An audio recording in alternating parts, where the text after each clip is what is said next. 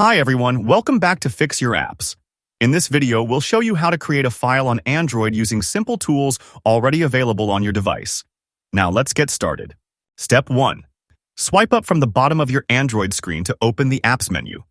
This is where you can see all the apps installed on your phone. Step 2. Look for the app called Files and tap to open it. This is your phone's built-in file manager where you can organize and manage storage. Step 3. Once inside the Files app, choose the section where you want to create your new folder. Most users select Internal Storage for general files. Step 4. Tap the plus sign at the bottom of the screen. This is your shortcut to add a new folder. Step 5. Now type in a name for your new folder and tap on Create Folder. That's it. Your new folder is now ready to store your files. If you want to create a file like a document, spreadsheet, or presentation, there's another method. Open the Google Drive app for the type of file you need: docs, sheets, or slides. Tap the plus button, usually in the bottom right corner of the screen. Now select whether you want to create a Google Doc, sheet, or slides file.